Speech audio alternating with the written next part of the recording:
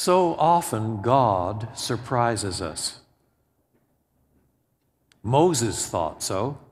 As a young man, he thought he'd bring about revolution. He ended up on the backside of a desert for the next half century or so. And finally, when God called him, Moses was already 80 years old. Time to retire and slow down. Besides, Moses didn't have any gift of speech. He wasn't comfortable. It was a bit surprising that God would call in an 80-year-old. Mind you, I have more and more sympathy for 80-year-olds, I have to say. Habakkuk thought it was a bit surprising, too.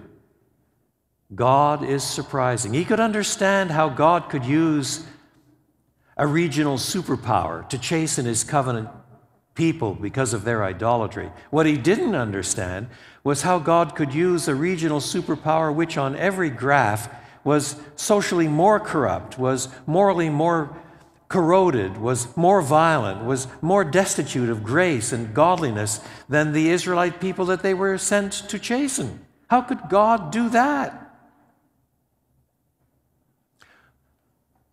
Paul thought that God was a bit surprising. I mean, he could pray for people and they would be healed. He saw the hand of God's power in the alleviation of illness. Now he has this thorn in the flesh, a messenger from Satan to torment him, and he prays and God says, "I'm not going to do it. I'll give you grace instead." Which initially didn't satisfy Paul at all. He prayed diligently, setting aside repeated times for intercessory prayer, until Paul learned, "My grace is sufficient for you." So often God surprises us. And then, of course, there's Abraham, promised this son who finally showed up, and then God tells Abraham to slaughter him.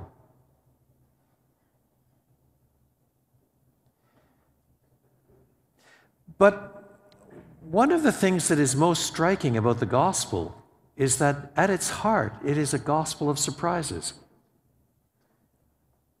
Who amongst the apostles anticipated that God would redeem his people by sending his son to die for them by taking their place? Who expected Jesus to rise from the dead? Not the women who went to the grave. They had ointment to pour on his body. Not the apostles. They were busy hiding in an upstairs room. They weren't saying, "Yes, I can hardly wait till Sunday." They were scared they were going to be arrested and crucified themselves. The gospel is the gospel of surprise.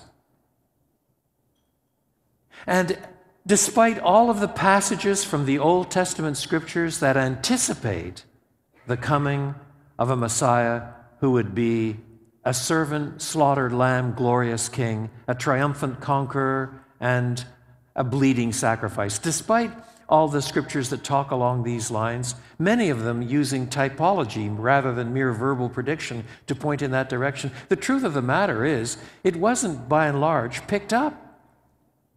Which is why when Jesus walks with the two on the Emmaus road after the resurrection, he can rebuke them and say, "Oh, fools and slow of heart to believe all that the prophets have written. Ought not Christ to have suffered?" Fact remains, it was a surprise. So when we come to this passage where Jesus demonstrates that he is himself the resurrection and the life, the passage is marked by surprise after surprise after surprise until we come to the greatest gospel surprise of all.